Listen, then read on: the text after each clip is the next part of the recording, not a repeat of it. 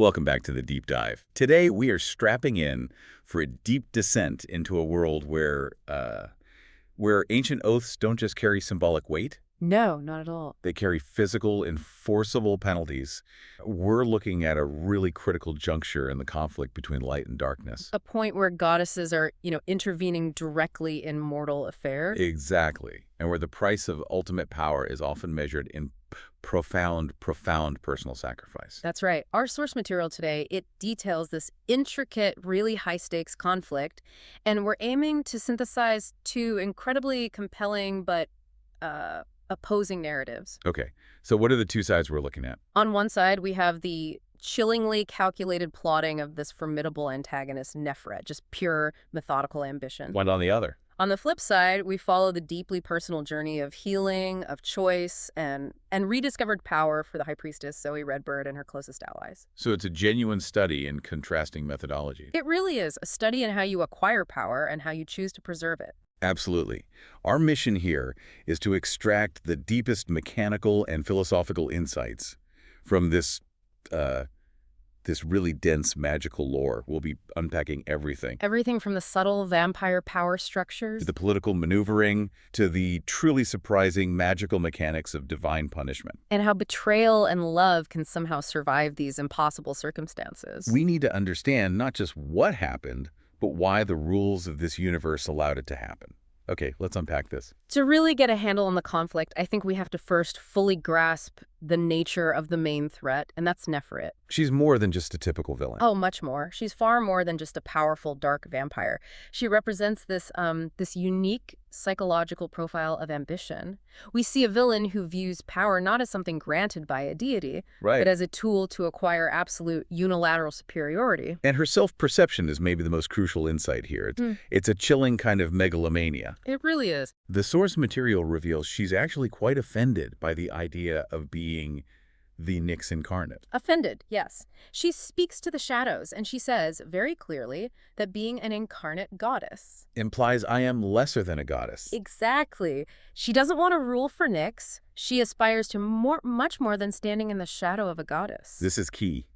It signals that her goal isn't just to usurp Zoe or to lead the Tulsa House of Night. No, her ambition is cosmic. She wants to transcend the divine hierarchy itself. So her use of the title Nyx incarnate, Purely tactical. it's a costume. It's a borrowed authority, a means to an end that specifically helps her acquire power and, more importantly, control over the deeply devoted sons of Erebus warriors. She's using the reverence others feel for Nyx. As a political shield. Yeah. And as an amplifier for her own dark authority. She wants to be the source of power, not the vessel for someone else's. And we immediately see this calculated cruelty, this psychological mastery, in action with her subordinates. Yes, particularly with the young warrior Kronos.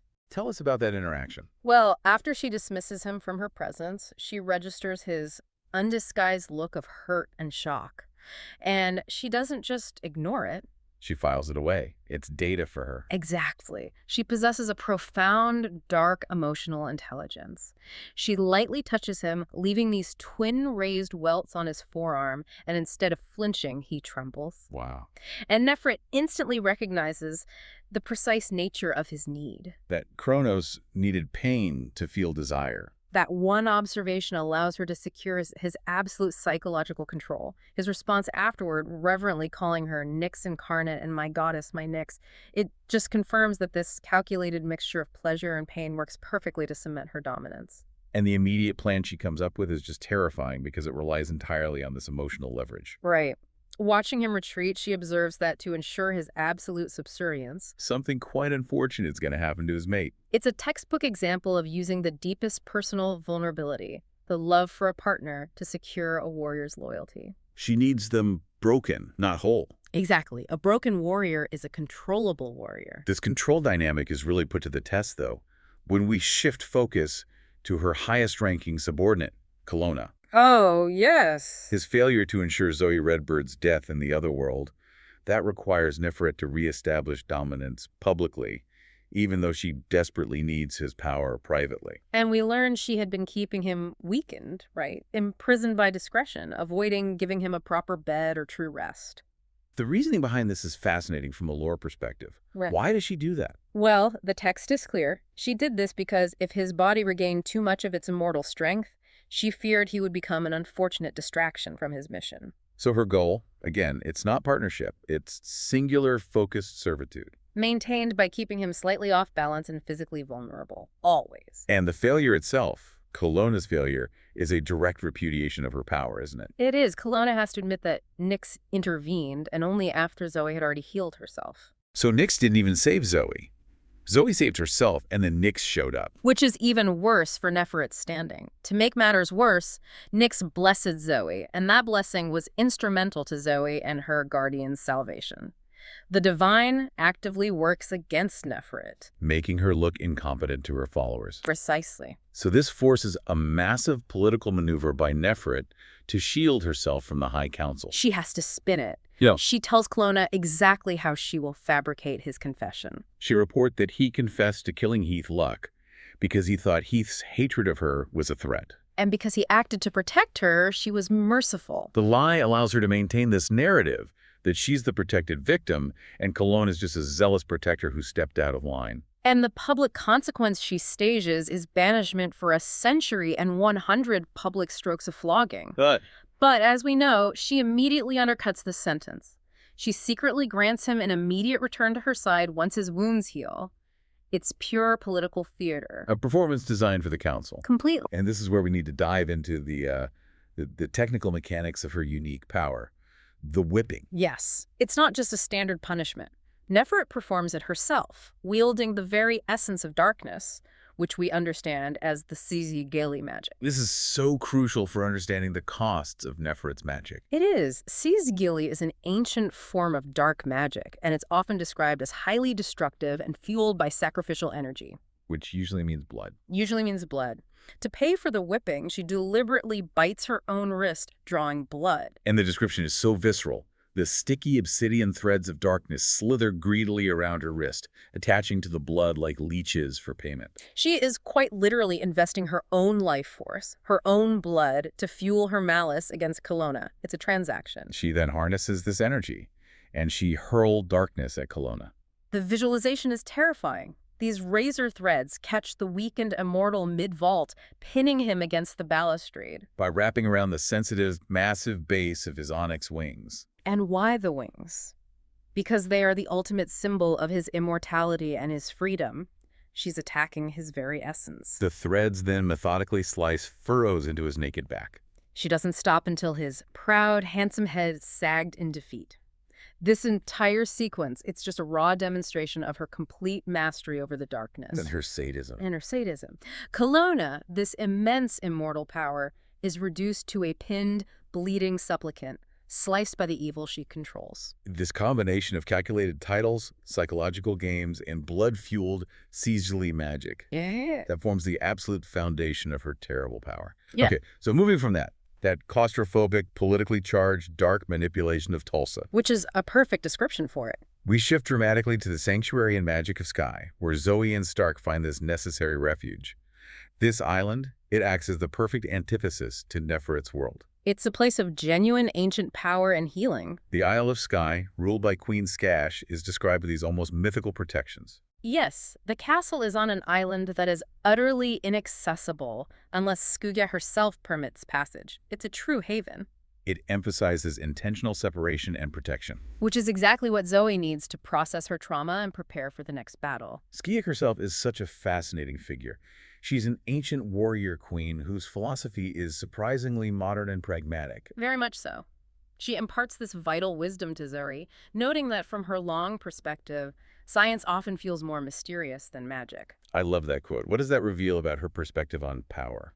I think she sees the modern world with its complex, often hard to explain technologies as sometimes more baffling than the raw, natural forces she commands. Like, how does a phone work? That's more mysterious than calling the wind. Exactly. But her central counsel to Zoey is critical for her moral survival.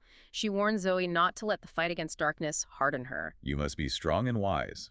But if you allow the battle to make you rigid or cruel, you'll lose perspective. And thereby lose the war. And Skye offers Zoey this extraordinary gift. Indefinite refuge. An emotional break. She says Zoe can stay on the Isle until her soul is truly rested and restored, and her conscience bids her return.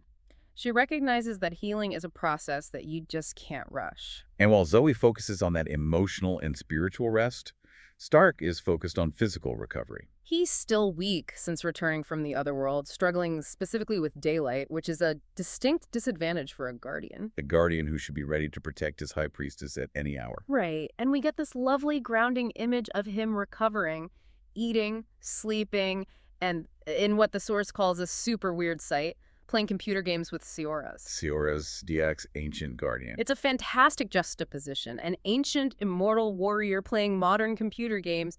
It just reminds you that even mythic figures need downtime. But despite his physical weakness, his commitment to Zoe is still the absolute core of his being. He reassures her, saying, I knew what I was getting into when I swore myself to you. Nothing will ever take me away from you, Z. I've sworn my oath on it. And this is the crux of the Guardian Oath. It's not a mere promise. No, it's a soul bond. It offers incredible strength and protection, but it demands ultimate loyalty and self-sacrifice. When Stark says, I've sworn my oath on it, he's saying this commitment is bound by forces stronger than his own life or death. Which we already know, considering he died and was brought back specifically to be her guardian. The oath is real. This loyalty then brings us to a beautiful, grounding ritual. The Maqualis ritual at the Hanging Tree. It's a physical manifestation of their shared hopes for the future, blending their two worlds. And let's look at the materials they choose, because they tell the story of their value system. Oh, absolutely. Stark wears his Maqualis plaid, his clan tartan, and he claims it didn't cost me money, it cost me blood. Which signifies the immense cost of his identity as a warrior, steeped in history and sacrifice. And Zoe contributes her cream-colored cashmere scarf, which cost €80. And here's where we get the insight into their evolving partnership. Zoe's scarf represents a small material sacrifice from her mortal world. A moment of modern luxury willingly given up. And Stark's plaid represents a sacred, bloody history when they tie them together in a knot on the ancient hanging tree. They're literally weaving together their modern lives with their ancient, magical identities. The tree itself reminds Zoe of the tree in Nyx's otherworld. And their wishes are so simple, yet they're monumental. Stark wishes their future is strong. And Zoe wishes their future is together. This symbolic knot seals their commitment in a place that's just rich with ancient, natural Scottish magic, emphasizing durability, continuity, and shared destiny. Speaking of ancient magic, Storyek encourages Zoe to connect directly with the Isle's deep elemental powers. Right, moving beyond the standard House of Night rituals she's used to. At Skuriek's urging, Zoe calls the 5 elements: air, fire, water, earth, and spirit. And we really need to spend time on the scale of this reaction, because it demonstrates a power Zoe hasn't fully accessed before. The responses are immediate and distinctly powerful. It shows this island holds primordial forces. It does. When she calls air, it engulfs her, feeling strangely tangible, shifting and moving with visible sprites changing form women, butterflies, hummingbirds. All moving as one breathable force. Fire bursts into being like brilliant fireworks, tickling her body. And Sigak notes she rarely sees fire elementals manifest so powerfully. Water produces slick sprites, shimmering with aqua iridescence, resembling fluid forms like mermaids and dolphins. And earth makes the ancient trees glow, summoning a host of woodland beings from the very soil. This sensory explosion confirms that Zoe's affinity for the elements is not just learned. It's innate and powerful enough to summon these near-physical entities. But the real revelation, the moment of pure ancient magic, happens when Zoe's blood, the blood of the High Priestess, the daughter of a wise woman, touches the sprites. What happens then? That moment is transformative and mechanically unique. The sprites momentarily solidify, they become flesh. Wow. They turn into living, breathing birds, fairies, merfolk, and forest nymphs. This is explicitly named the ancient magic, the power of the Fae, awakened by Zoe's presence. And Sigurd, the ancient queen, literally bows to Zoe for awakening the Fae. This means Zoe is not just a powerful high priestess of the current vampire order. She's a conduit for a primordial, natural magic that predates the Houses of Night. A magic that even predates Kelowna's time. She can bridge the gap between pure elemental energy and physical life. A power that Neferet, with all her blood-fueled Sizgieli, cannot replicate. It's a different kind of power entirely. And this experience directly informs the next tasks Stigak gives her. Which is helping Stark become a whole warrior. Stiek understands that while love heals the soul, vocation heals the spirit. She insists Zoe take Stark his bow and arrows. He needs to use his goddess-given gifts to fully integrate his warrior identity. Stark, however, is struggling. He has this immense internal conflict. He's haunted by memories, right? Particularly the traumatic death of his mentor. And he fears the destructive power of his own accuracy. He believes there is always a shadow on his soul because of his proximity to darkness. This is why he was avoiding the bow. He saw it as a tool that led to loss. Zoe provides the necessary moral clarity. She urges him to trust himself, arguing that even with a shadow on his soul, a consequence of dying and being resurrected, he fought to be good. And he won. He won the battle for his soul. He demonstrates his incredible goddess-given gift immediately, impossible accuracy, splitting the previous era with the second shot. And the implication Skye draws from this is a stark warning that connects directly back to Neferet. Yes. Ignoring a guardian's powerful gifts can lead to an unfulfilled and as mundane as is possible for a vampire life, but for one who has been touched by darkness, as Stark was. They can fade so easily into obscurity. If Stark refuses to wield his power for light, that power risks being corrupted or worse, going wild. Just like Neferet harnessed darkness to amplify her power, Stark's gifts are too immense to simply ignore. By reclaiming the bow, he makes a definitive choice for the path of the warrior guided by light. Using his gifts as intended, shatters and all. The peace and healing established on Skye are then brutally interrupted by tragedy back in Tulsa. It forces Zoe to make the difficult choice to return. This shifts us to the catalyst of grief, Jack's death and the revelation of Stevie Ray's overwhelming secret. Jack's demise is so heartbreaking precisely because it targets his most defining characteristic, his zealous optimism. He chose the site where Lauren Blake and Professor Nolan were killed and where Kelowna escaped for Zoe's celebration ritual. He saw it not as a haunted, cursed place, but as a place of power that needed to be definitively reclaimed for the light. And his plan was so Jack, so sweet. Origami swords hung with fishing line, making them look like they are defying gravity. In honor of Stark and their favorite song. But at the stroke of midnight, a classic hour of dark magic, he is witnessed falling from the ladder and landing directly on the claymore sword he borrowed for reference, killing him instantly. And this is a masterfully orchestrated murder, even though Neferet has a perfect physical alibi. A perfect alibi. Damien, Drew Partain, and Dragon Langford all confirm Neferet was addressing the council when the school clock chimed midnight. The exact moment Jack fell. This raises a profound point about how darkness operates in this universe. Neferet is physically absolved. She has a perfect alibi, but the timing, the clock chiming, the sudden fall precisely onto a bladed object, it strongly suggests an orchestrated event powered by darkness. It's fulfilling the debt Neferet promised to the White Bull. It's murder by remote control, through manipulation of circumstance and setting. And it serves her purposes perfectly. It creates chaos, inflicts maximum grief on Zoe's inner circle, especially Damien, and forces Zoe out of hiding, all while allowing Neferet to appear contrite and professional to the High Council. Who might suspect her, but can't prove her direct involvement. Exactly. And while Zoe is processing this grief, Stevie Ray is managing immense chaos in Tulsa. She is juggling so much, being the first red vampire high priestess, comforting the distraught Damien, managing rogue red fledglings, and most importantly, harboring this immense, potentially fail secret. Her internal mess is so complicated by her imprint she has imprinted with Rephidim, who is half human, half bird, and Kelowna's son. The creature responsible for killing Dragon Langford's mate, Anastasia.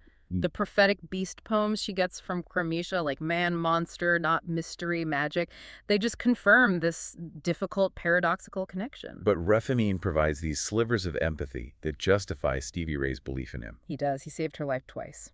And he told her she must find a way to see her mother because he never knew his. That profound desire for maternal connection, born from his own loss, reveals this nascent humanity that Stevie Ray desperately clings to. And that's what keeps her tied to him. The urgency of Jack's funeral pulls Zoe home. Neferet further manipulates the situation by planning the funeral pyre for midnight, conspicuously waiting for Zoe to arrive so she can light it, publicly forcing Zoe into the spotlight and onto her stage. And Zoe's decision to leave Skye is rooted in the counsel Sugya gave her.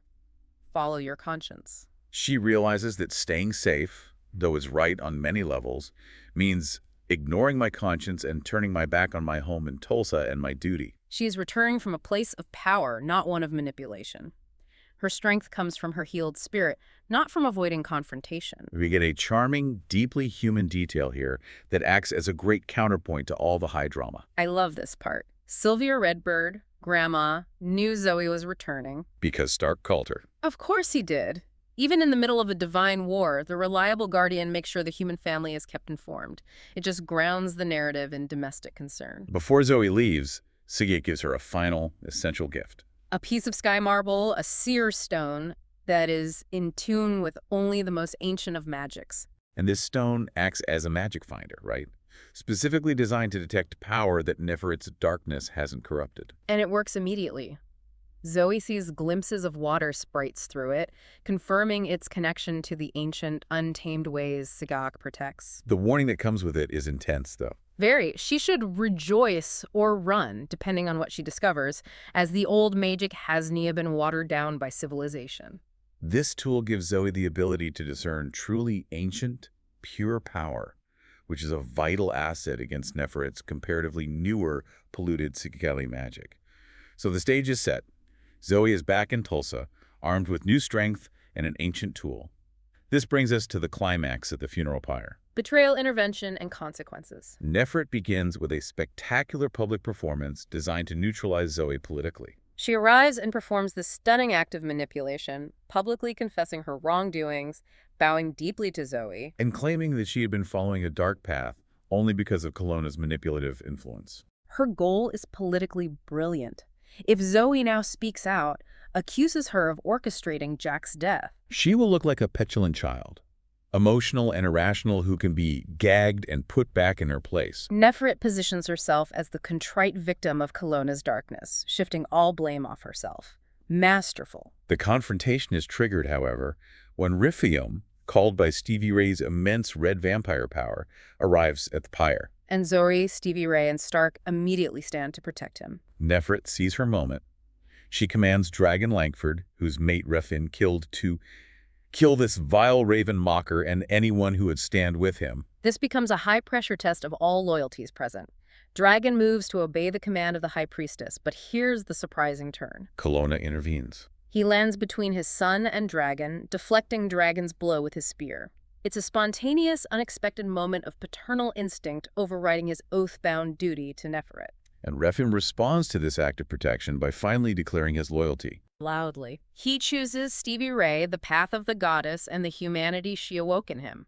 He chooses light, even though he is literally forged from darkness. And this selfless act from Colonna is the trigger for his extraordinary realization, his freedom. It hinges on a fascinating magical loophole.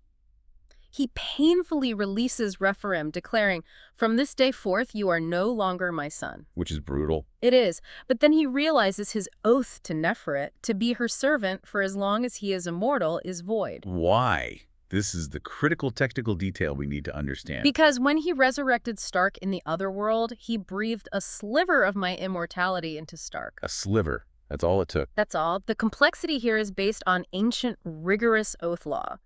His contract with Neferet required him to be completely an immortal. By giving even a tiny fraction of his immortality away to save Stark, he technically altered his ontological status. He is no longer completely an immortal. The condition of the oath has been broken, granting him instant mechanical freedom. The immortal bursts into truly joyful, mocking laughter, launching himself into the night sky, completely free of Neferet's control. He beat her through a technicality she was totally unaware of. But his final words to Rephaim are cruel. They echo his own dark existence. He warns Rephaim that Stevie Ray will never love him as a man loves a woman, and that realization will kill everything within you. A dark prophecy. A painful price for Rephaim's freedom. Not immediate destruction, but a lifetime of painful, unrequited desire. At this moment of absolute chaos and shifting allegiances, Nyx makes her most profound physical intervention in the mortal realm. She appears, transparent, radiating silver luminescence. And she addresses the assembled crowd to pass judgment and set consequences. Nyx's judgment is tailored to promote healing through acceptance. To Damien, heartbroken over Jack, she offers comfort. She says there's no need to get over Jack, but rather to remember him and rejoice in the brief, beautiful love you shared. It encourages remembrance, not denial of grief. And she directly challenges Dragon Langford, who is seething with this justified rage over the death of his mate. She forces him to choose between two paths. Rejoice in the love you had and move on, or will your choice destroy that which she loved so much about you, your ability to be both strong and merciful? And Dragon chooses cold determination. He refuses Reckheim's offer of service or life debt. He chooses bitterness. Illustrating the destructive nature of unforgiveness. And Rephaim faces his own rigorous consequence. Nyx accepts him into her service and forgives him, but demands atonement for his violent past as the Raven Mocker. The punishment is a unique form of duality. To atone for your past, by day you will lose your true form and return to that of the Raven. By night you will be gifted with this, the true form you deserve, human. So this is a consequence based on his inherent nature. He is half man, half bird, and now he is forced to live that duality daily. His time with Stevie Ray, in a form she can truly love, is limited by the sun. By day, he must be the beast. By night, he can be the man. It's a constant physical and emotional penance, and a constant test for their bond. This divine intervention triggers the immediate visible formation of a new order. Stevie Ray, Rephaim, Damien, the twins, Aphrodite, Darius, Cramisha, they initiate a mass exodus. Leaving the Tulsa House of Night to stay in the depot tunnels, Zoe's new, temporary, Neferet-free zone. They are refugees from a corrupted system, but they are leaving on their own terms. And Zoe delivers a final, defiant, verbal shot at the departing Neferet, yelling back, "This is still our school, even if it isn't our home." It's a declaration that they have not relinquished their claim to their place of worship. Only temporarily abandoned its physical building due to Neferet's contamination. And Neferet's immediate, petty response confirms that Nyx's judgment, while impactful, did nothing to alter her core evil. Nothing. Even after the goddess's presence, she throws threads of darkness at the remaining crowd, suppressing her smile as groans and pain-filled gasps reach her ears. Her malice remains absolute and unwavering. So while Zoe and her circle begin establishing their new home in the depot tunnels, Neferet is already setting up the next conflict. A conflict involving two key individuals whose fates were intertwined with Zoe. Linda Heffer, Zoe's mother, and Heath Luck, her deceased human mate. This is the origin story of the Dark Vessel. Linda Heffer's fate is set in motion by her attempt to reclaim her own life. She has finally left her lying, cheating jerk husband John after draining his accounts. She drives to her mother's, Zoey Redbird's house, seeking comfort and a path to mend her broken relationship with Zoe. She admits she was seeking her mother's arms to feel safe and normal again. And this vulnerability is exactly what Neferet exploits. She intercepts Linda at Zoey Redbird's home, commands threads of darkness to bind her, and begins preparing the sacrifice. Neferet's conversation with the White Bull reveals the mechanical plan. She intends to use Linda's blood-diluted, yes, but still from a wise woman's daughter, as a necessary sacrifice to create a vessel. And the purpose of the vessel is specific: to be a container, designed to be filled with power that Neferet can command. Ultimately, to use as a personalized weapon against Zoe. But the White Bull cautions Neferet. He warns her that the vessel will be only as perfect as your sacrifice, and this woman is far from perfect. Neferet presses on, choosing the available victim. And this imperfection, as we will see, is what provides the opening for the light. Meanwhile, in the other world, Nyx is having a discussion with the soul of Heath Luck, Zoe's beloved human mate, Who was killed earlier in the conflict. and Heath is offered an incredible choice regarding his eternal destiny. Nyx presents him with three profound options. First, he could stay content, frolicking eternally with her joy-filled children, experiencing peace forever. Second, he could be reborn as a human later, in this or the next life, eventually finding Zoe again in a new incarnation. Or third, he could enter the vessel Neferet is creating. That third choice is the ultimate sacrifice. It requires the destruction of his current identity. Nyx warns him. This is only possible because of the flaw in its creation, due to Linda's imperfect sacrifice. By choosing this path, Heath, his current memories and identity will be gone. Only his refined essence will remain. And he will be dwelling in a being specifically created to destroy Zoe. He risks succumbing to darkness. This is a decision of staggering consequence. Yet, Heath's response just cuts through all the celestial warnings, all the risks of corruption and loss of self. He asks one simple core question that defines his entire being. Nyx, bottom line, does Zoe need me? When the goddess confirms that, yes, she does, he immediately chooses the third option. His love literally transcends his own desire for comfort, for identity, for eternal peace. Nyx responds with a blessing, plucking a shimmering thread of silver from the air, a quarter-sized orb of ancient light, to insert his soul essence into the vessel. This ensures that the creature designed by darkness to be a weapon will carry the essence of pure, sacrificial love, giving Zoe an unseen advantage in the future. Finally, before the vessel is fully formed, Zoe experiences a moment of crucial emotional reconciliation through a dream. She dreams of her mother, Linda, standing before Nyx in the other world. And Linda confesses she was weak, not evil, and was trying to make my life my own again and get back together with my daughter Zoe. This provides closure.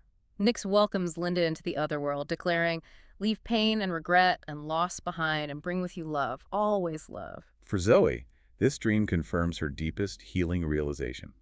Mom really loved me. It resolves a painful, complex, mortal relationship, just as the magical conflict reaches its peak, allowing Zoe to move forward without the anchor of unresolved familial grief. We have covered so much ground today. We saw the true extent of Neferet's megalomania and the mechanical nature of the sea jelly magic that binds her followers. We witnessed the ancient transformative power Zoe unlocked on Skye, making her an awakener of the Fae. And finally, we saw the profound clarity provided by Nyx's intervention at the pyre.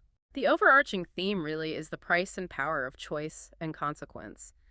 Every major character faced a reckoning that defined their future.